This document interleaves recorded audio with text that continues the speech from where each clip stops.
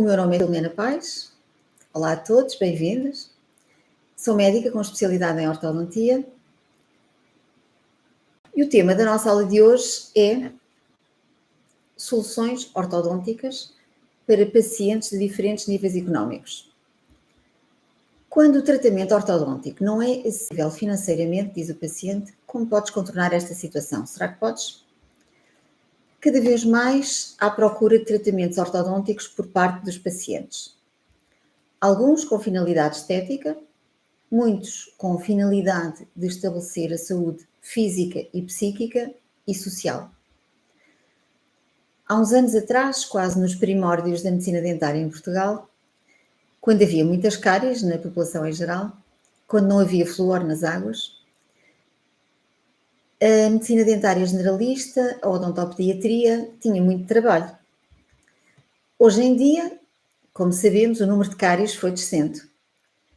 Claro que continua a haver crianças golosas que têm reboçados e bolachas e gomas e pastilhas escondidas debaixo da almofada, e são estas crianças que não escovam os dentes antes de se deitar.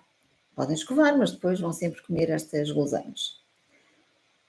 E terão sempre uma maior probabilidade de ter dentes cariados.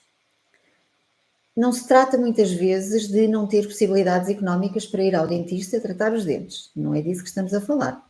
O maior papel será o papel educador dos adultos, dos pais e outros educadores. Da mesma forma que com crianças diabéticas temos que ensinar, temos que as educar em relação aos alimentos, principalmente os açucarados, e ao restante tratamento, de forma a que a criança entenda e queira colaborar, de forma a que perceba e queira cumprir. Dizia eu que, atualmente, a quantidade de crianças com cáries é bastante menor. E os tratamentos das cáries são, em muitos casos, gratuitos, com sistemas existentes, o cheque dentista, alguns planos de saúde oral, consultas em centros de saúde, consultas hospitalares. Às vezes, nem é o fator económico determinante. Há crianças com muitas cáries que são muito manipuladoras, que convencem sempre alguém a comprar-lhes um bolo todos os dias, ou um chocolate, ou gomas. Muitas vezes são os avós, que cedem à insistência dos seus netinhos. E nessa altura, há vários anos atrás, todos nos perguntávamos como é que os nórdicos, que tinham números espetaculares em relação ao controle de cáries, portanto era quase cárie zero, como é que eles teriam dentistas com trabalho? Tinha que haver desemprego, pensávamos. Se não há cáries, não se trabalha. E era esta a mentalidade da altura. E a resiliência? Adaptação às dificuldades, ao meio ambiente. Os dinossauros foram extintos, apesar de serem grandes para se poderem defender. E outros animais mais pequenos subsistiram. E no caso da medicina dentária? Se não é com o tratamento de cáries que vamos sobreviver, então como será? Porque não interessa sobreviver, importa viver. E viver bem, trabalhar bem. O trabalho para mim é um valor. Por outro lado, todos temos pacientes com dificuldades económicas. Achamos nós. Mas muitas vezes quem as tem realmente não se manifesta. Sente vergonha e nem diz que não vai fazer o tratamento porque é caro. Todos sabemos de alunos nas escolas que têm apoios com materiais escolares gratuitos, livros, refeições e não usufruem disso porque não precisam. E temos pacientes destes que têm carros de alta cilindrada melhores do que o que tu tens, por exemplo. Estás a pensar baixar-lhe o preço do teu trabalho porque achas que ele precisa. Como podemos ajudar os nossos pacientes a fazerem tratamentos ortodônticos que são importantes para a sua saúde? Lembro-me do caso de um jovem de 16 anos que tratei há uns anos atrás. Uma paciente minha indicou-o para mim. Era a patroa e a mãe do rapaz era a sua empregada doméstica, sozinha com 2 filhos a cargo. O jovem tinha dores. Começou por ir ao médico de família. Medicou com analgésicos, referenciou uma consulta hospitalar de estomatologia e demorou meses a ser chamado. Continuou sempre com a mesma medicação analgésica, porque se não a tomasse, continuava com dores. Foi indicado para uma consulta de ortodontia que não estava disponível nesse hospital. A mãe foi procurar noutros hospitais públicos e num deles disseram-lhe que teria que esperar pelo menos 2 anos. E foi também informar-se como era na faculdade. Conclusão: não havia uma resposta no Serviço Nacional de Saúde em relação à ortodontia. E a patroa falou-lhe de mim. E porquê é que este adolescente tinha dores? Porque ele tinha um ressalto que era devido a uma interferência provocada por um dente supranumerário. Tratamento. O que é que eu fiz? Aparelhos ortodônticos, alinhamento, extração do supranumerário, encerramento do espaço, simetria, guias caninas e incisais, dores, zero. Então, como é que foi feito o tratamento? Não cobrei menos.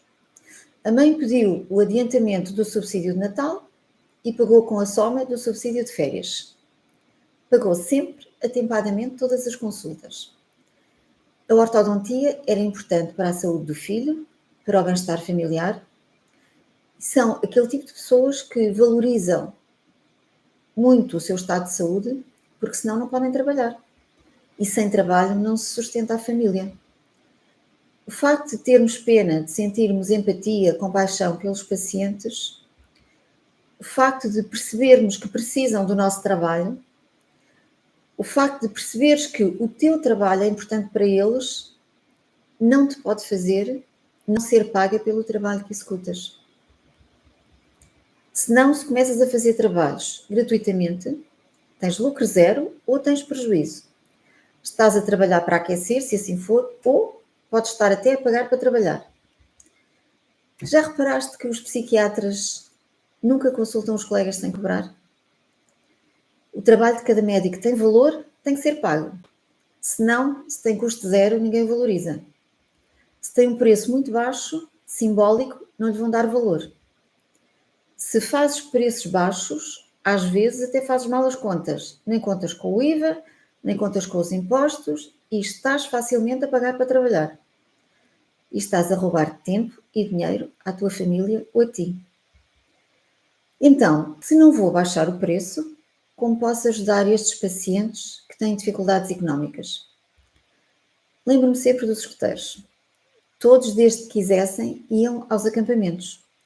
O típico era o acampamento de verão, de uma semana, às vezes até era no estrangeiro. Isso tinha um preço que todos tínhamos que pagar.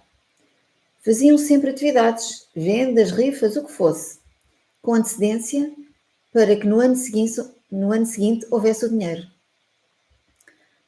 Aqui é ir fazendo um pé de meia, para que na altura da colocação do aparelho haja a verba necessária. É claro que, se há dificuldades económicas, o aparelho será o mais económico. Isto é, um aparelho fixo convencional. Ou se for outro tipo de aparelho, um disjuntor, por exemplo, o pagamento pode ser por fases, conforme combinado no orçamento por escrito.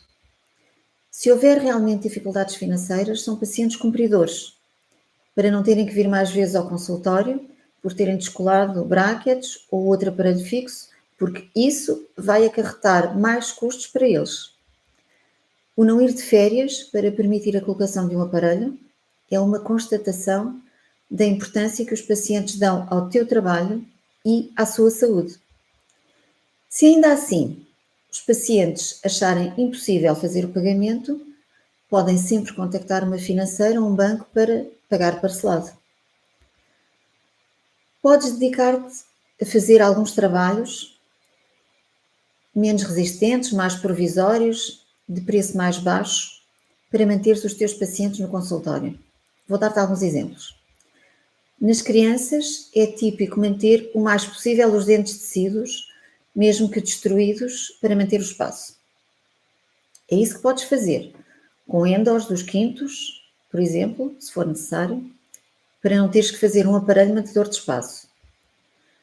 Claro que se vai havendo mesmo assim infecções, abscessos, fístulas, isso deixou de ser uma opção de tratamento ortodôntico também.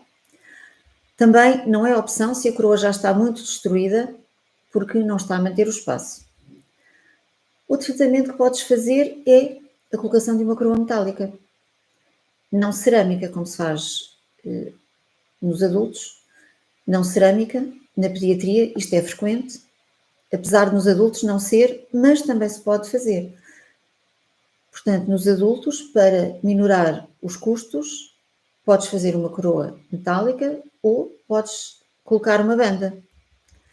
Outro exemplo de tratamento a orçamentar mais barato é uma PPR, uma prótese removível e, portanto, não fixa, que pode ser uma prótese esquelética, ou pode ser uma prótese acrílica ou uma prótese flexível.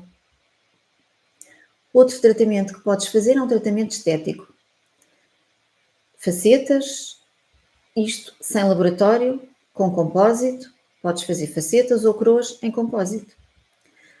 Se não há possibilidade de um tratamento ideal, podes indicar um aparelho de contenção com dente.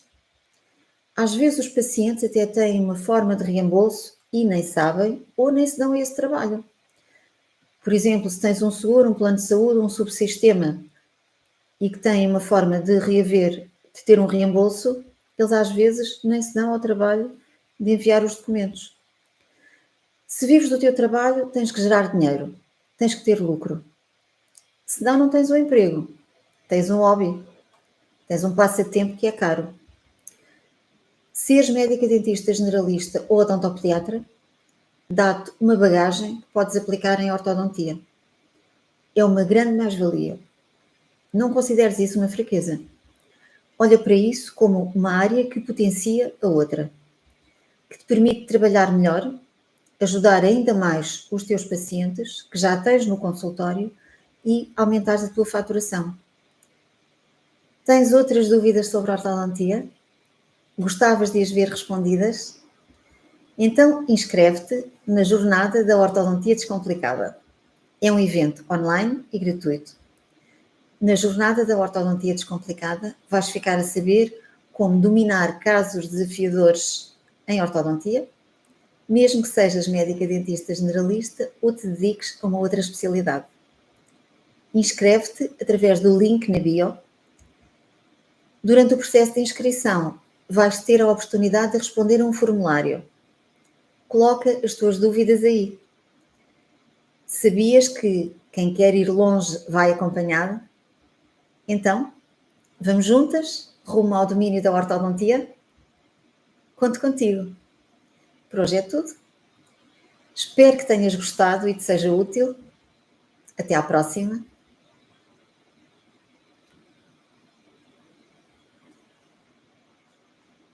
Vemo-nos